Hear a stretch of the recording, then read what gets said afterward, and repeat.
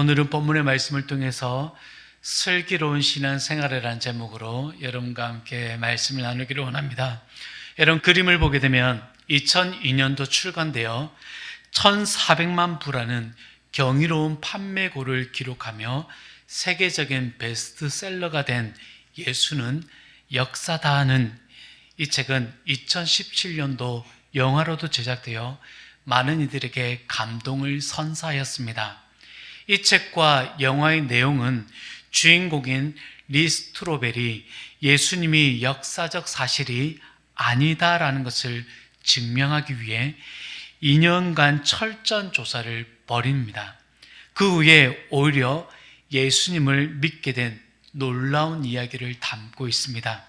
한때는 무신론자였던 리 스트로벨은 아내의 신앙에 의문을 품고 예수님의 부활을 반박하기 위해서 역사학자, 그리고 고고학자, 의학 전문가 등 다양한 전문 분야의 사람들을 만나 인터뷰를 진행합니다. 하지만 예상과 달리 전문가들은 예수님의 부활이 역사적 사실일 가능성이 높다라는 증거들을 제시하며 그의 생각을 뒤흔들게 됩니다. 철저한 조사 과정 속에서 리 스트로벨은 예수님에 대한 깊은 감동과 확신을 느끼게 됩니다. 그리고 아내의 끊임없는 사랑과 기도는 그의 마음을 움직였고 결국 그는 그리스도 예수님을 자신의 구주로 영접하게 됩니다.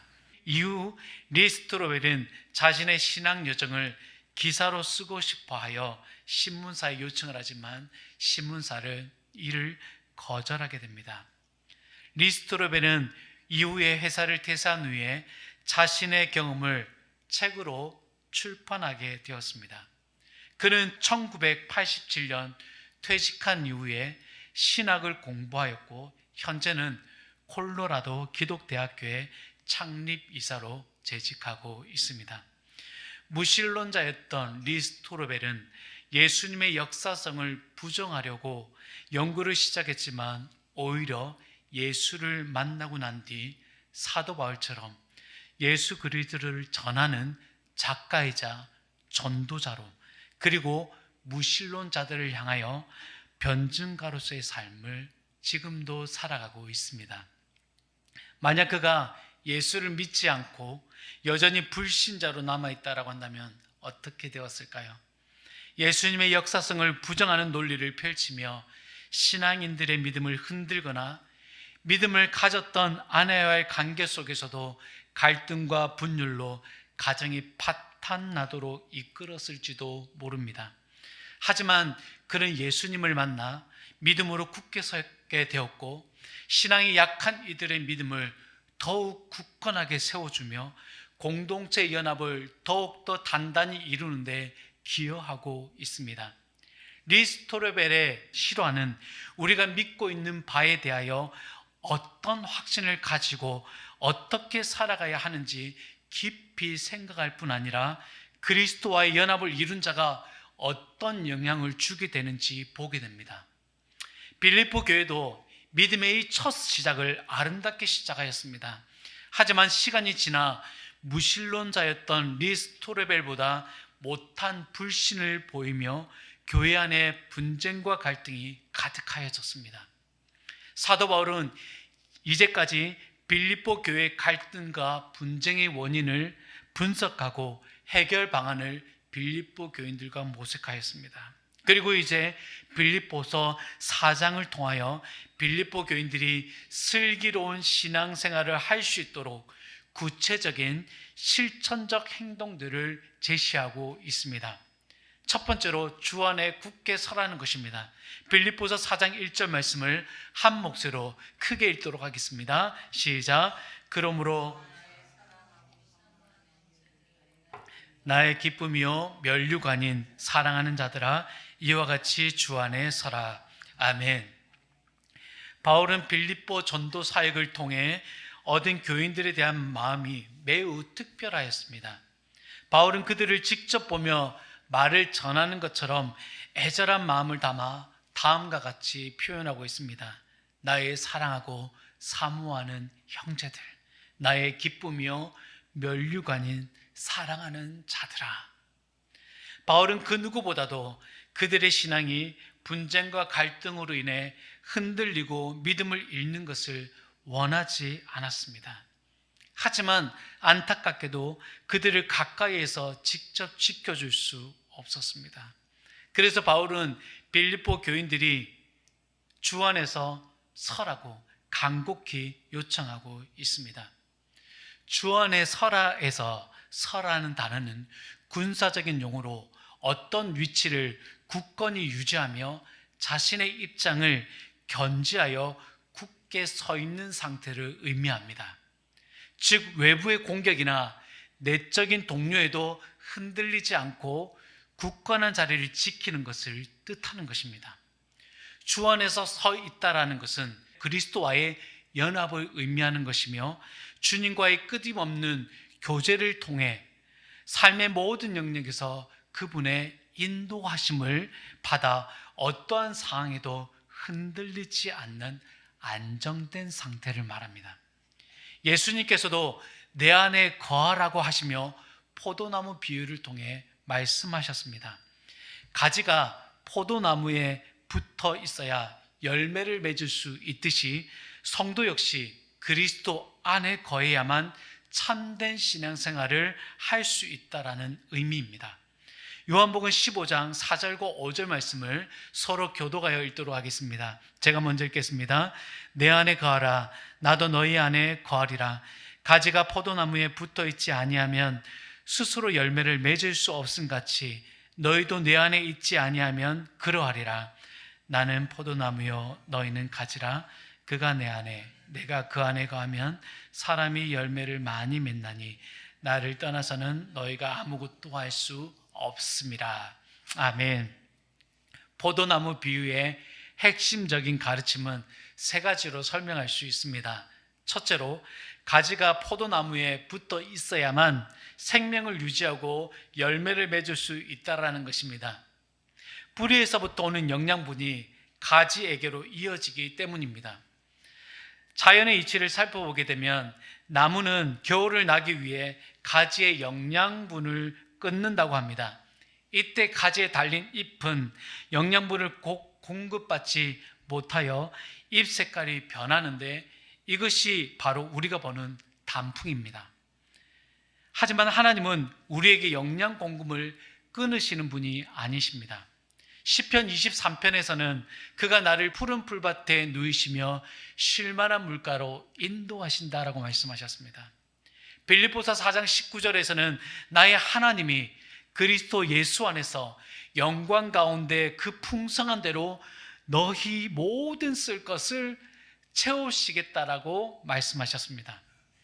또한 요한복음 6장 35절에서는 예수님께서는 나는 생명의 떡이니 내게 오는 자는 결코 줄이지 아니할 터이요 나를 믿는 자는 영원히 목마르지 아니하리라고 분명하게 말씀하십니다. 이와 같이 예수님은 우리에게 지속적으로 영양분을 공급하시는 분이심을 강조하고 있습니다. 그래서 예수님께서는 내 안에 거하라고 말씀하는 것입니다. 사도 바울은 이 사실을 잘 알고 있었기에 빌립보 교인들에게 주 안에 서 있으라고 권면하고 있습니다. 둘째로 하나님이 농부로서 포도나무를 돌보신다는 것입니다. 가지는 스스로 돌볼 수 없습니다. 포도나무의 포도가 잘 열리게 하려면 농부의 세심한 관리가 필수적이며 특히 가지치기가 중요합니다. 가지치기를 하지 않으면 넝쿨들이 정신없이 엉켜서 그의 농사는 풍성한 수확을 기대할 수 없습니다.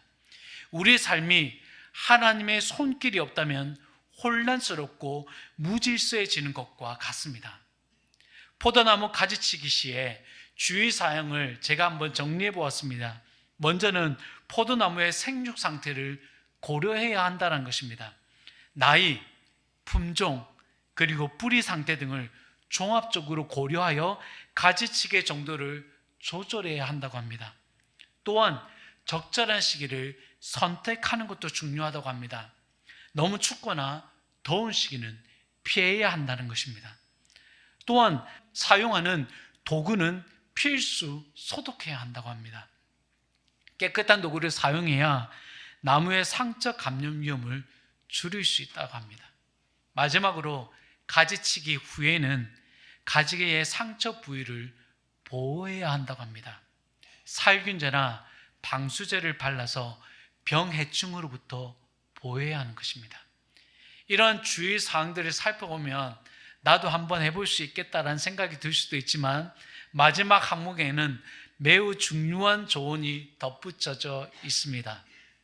전문가의 조언을 통해 포도나무에 맞는 최적의 가지치기를 할 수 있습니다. 사랑하는 여러분, 이처럼 포도나무 가지치기는 단순히 가지를 자르는 행위를 넘어서 나무의 건강과 나무의 상태와 그한 성장을 고려한 전문적인 기술이 필요한 작업이라는 것입니다. 마찬가지로 하나님께서는 우리의 삶을 돌보실 때에도 전문가이신 농부처럼 정확하고 세심하게 우리를 다듬으십니다. 때로는 고통스러울 수 있는 가지치기, 즉 연단을 통해 우리를 더욱 성장시키고 열매 맺도록 이끄십니다. 마지막 셋째로, 거함은 지속적이어야 합니다. 간헐적이거나 산발적이어서는 안 된다는 것입니다. 여러분, 믿음은 우리에게 단지 열매뿐만 아니라 풍성한 삶을 약속하십니다. 하지만 우리가 그 풍성한 삶을 제대로 누리지 못하는 이유는 지속적이지 못하기 때문입니다. 마치 전기가 흐르다 끊어지면 종구의 불이 꺼지는 것과 같습니다. 지속적인 연결이 중요하듯 하나님과의 지속적인 관계가 우리의 풍성한 삶의 핵심을 이루는 중요한 키가 되는 것입니다. 만일 우리가 이처럼 굳건하게 주님 안에 서 있지 못한다고 한다면 우리는 세상의 가치관과 염려, 그리고 나의 감정에 쉽게 휘둘리거나 흔들리는 불안정한 상태에 놓이게 됩니다. 또한 이러한 상태에 있게 된다면 우리는 다음과 같은 어려움을 겪을 수 있습니다. 첫 번째, 불안과 염려에 쉽게 휩싸인다는 것입니다. 작은 문제에도 과도하게 걱정하고 불안해하며 하나님께 주신 평안을 누리지 못하는 것입니다. 둘째로, 세상적인 가치관에 쉽게 동화된다는 것입니다. 세상의 기준에 따라 성공과 실패를 판단하고 세속적인 방법으로 문제를 해결하는 것입니다. 감정의 변화에 따라 신앙생활의 기복이 심해지는 것입니다. 좋은 일이 있을 때는 감사하지만 어려운 일이 닥칠 때는 쉽게 낙심하고 하나님을 원망합니다. 또한 죄의 유혹에 쉽게 넘어집니다. 세속적인 욕망과 쾌락을 절제하지 못하고 죄를 반복적으로 짓게 됩니다. 또한 하나님과의 관계가 소원해집니다. 기도 생활을 게을리하거나 말씀을 읽지 않으며 예배에 참석하는 것조차 형식적으로 변하여 하나님의 임재를 경험하지 못하고 신앙생활 속에서 진정한 기쁨과 의미를 찾지 못하게 되는 것입니다. 그리고 공동체의 관계가 어려워집니다. 그리고 신앙의 성장이 멈추게 됩니다.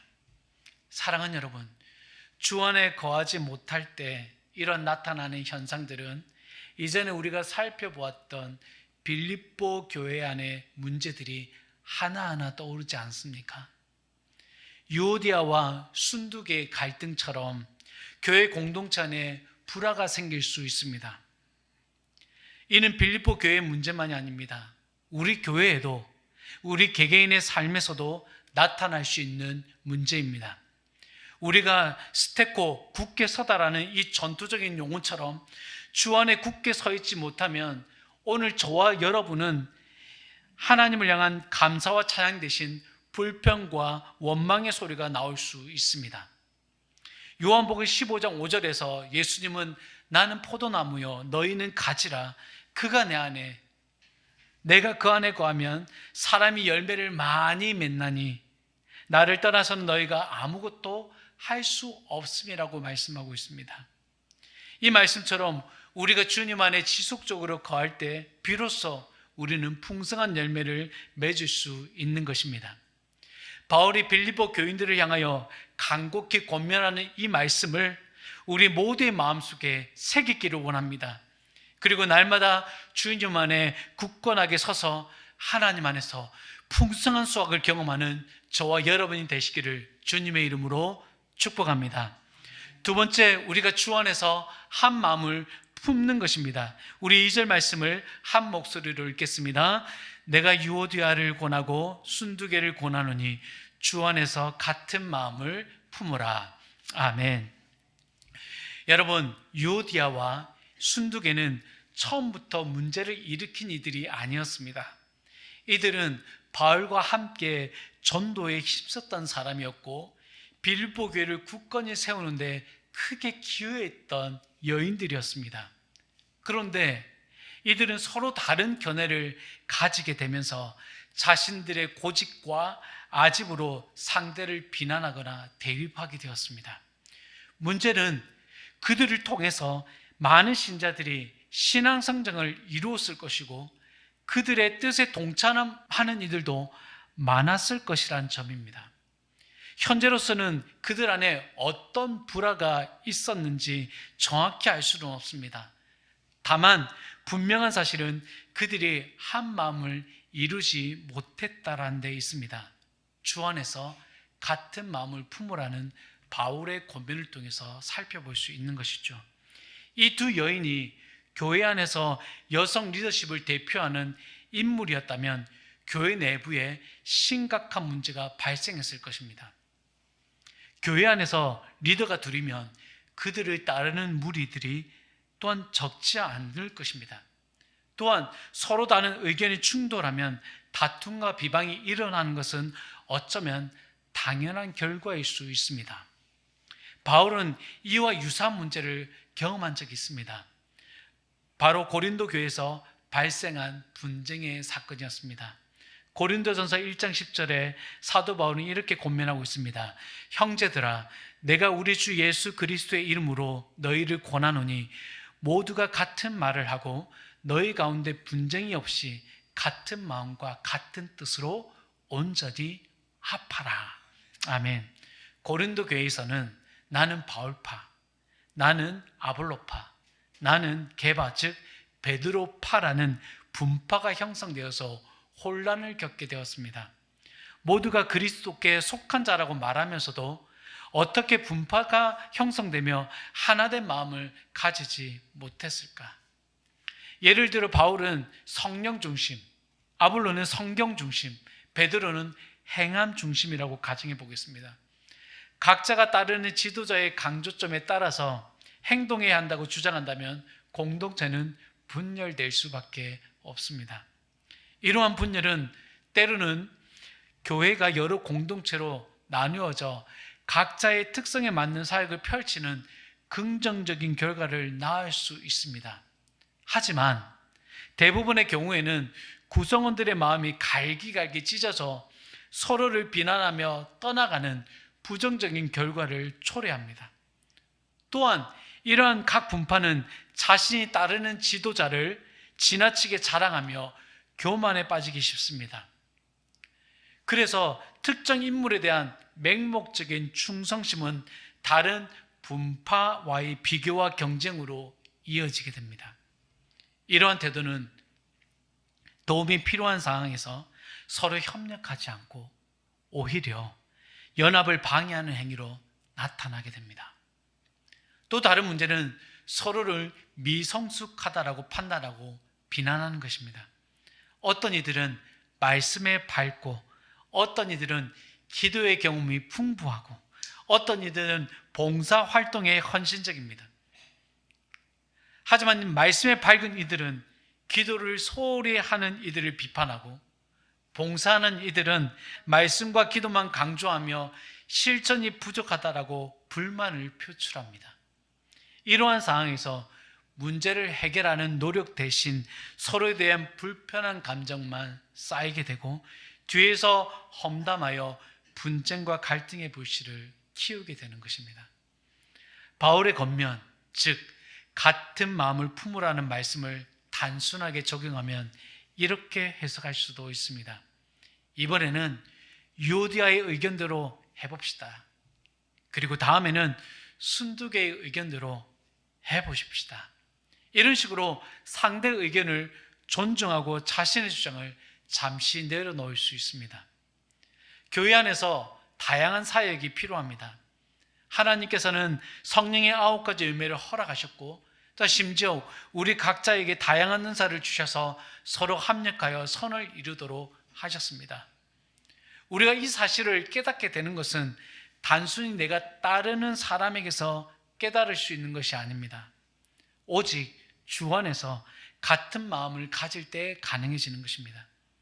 하나님께서 나에게 주신 은사가 무엇인지, 또한 이 은사를 통해 교회를 어떤 모습과 방식으로 섬겨야 하는지 고민하게 되고, 다른 사람의 은사를 또한 존중하며 그 은사를 통해 하나님께서 어떤 일을 이루시려고 하는지 함께 나누는 것이 진정한 한 마음을 이루는 것입니다.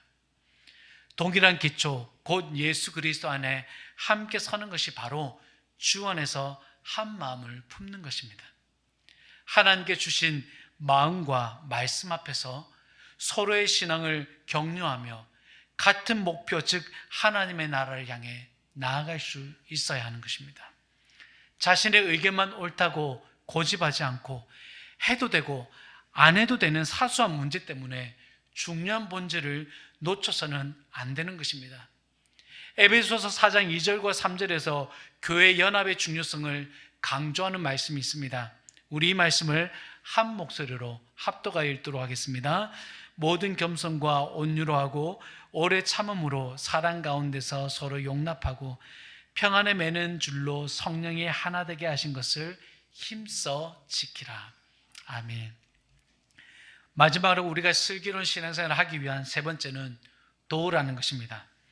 서로 다른 의견과 관점들은 교회를 더욱더 풍성하게 성장시키는 원동력이 될 수 있습니다.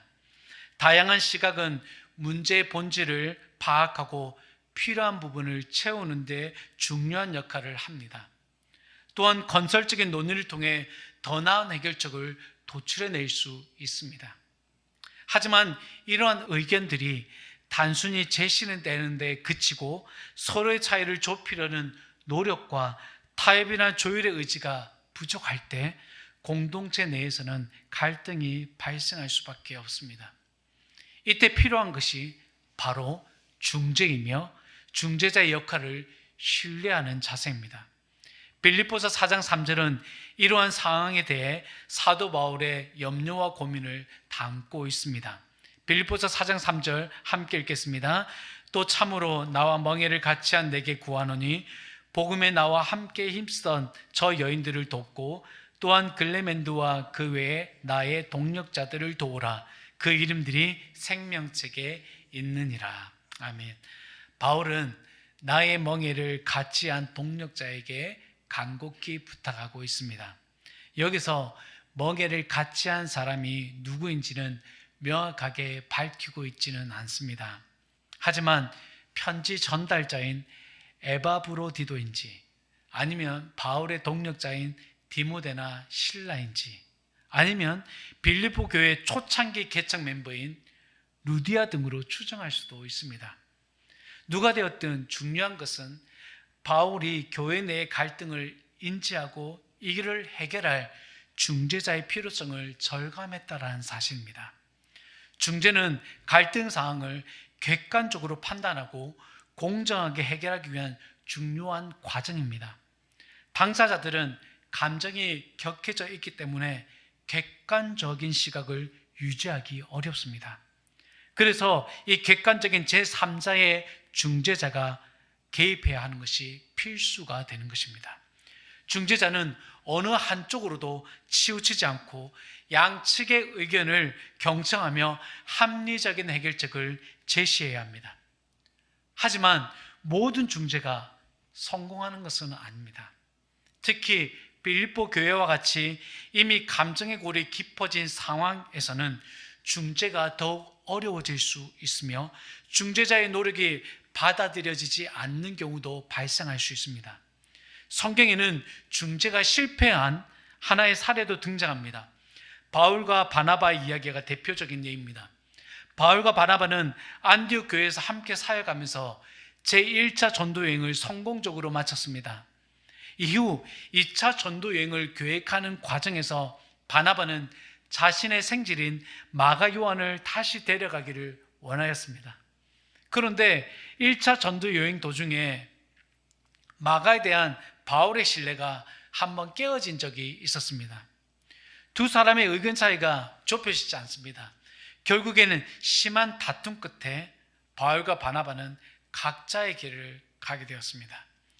이 사건은 중재가 항상 성공적인 결과를 가져오는 것은 아니라는 것을 보여줌과 동시에 중재가 실패했을지라도 하나님의 사역은 멈추지 않고 진행된다는 것을 보여줍니다. 바울은 실라와 함께, 바나바는 마가와 함께 각각 다른 방향으로 복음 전파 사역을 이어갔습니다. 이런 사례들은 우리에게 중요한 교훈을 가져다 줍니다. 첫째는 중재가 성공하는 것은 아니란 점을 인정할 수 있고, 둘째는 중재가 실패하더라도 주어진 사명을 포기하지 않고 지속적으로 수행해야 한다는 것입니다. 바울과 바나바의 분열은 안타까운 일이지만 결과적으로는 복음이 더욱 널리 전파되는 결과를 가져왔습니다. 이는 하나님의 섭리가 때로는 인간의 실패를 통해서도 이루어질 수 있다는 것을 보여주고 있습니다. 마지막 셋째로는 중재 과정에서 매우 중요한 사실입니다. 객관성과 공정성뿐만 아니라 사랑과 인내를 가지고 그 중재를 하고자 하는 그 상대를 우리가 존중해야 한다는 것입니다. 그리고 그 중재자를 통해서 이어지는 그 객관적인 사실들에 대하여 우리는 서로 이해하고 노력이 필요하다는 것입니다. 사랑하는 여러분, 말씀을 맺겠습니다.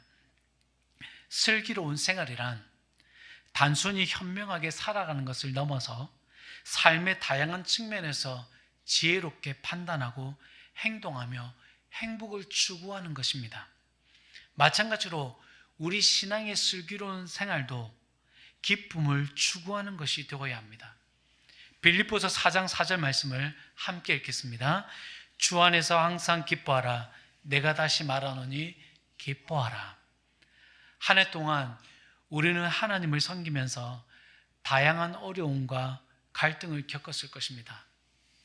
그럴 때마다 마음이 흔들리고 혼자 끙끙대며 힘든 시간을 보냈을지도 모릅니다. 하지만 사도 바울의 가르침처럼 우리도 주 안에 굳건히 서서 흔들리지 않아야 합니다.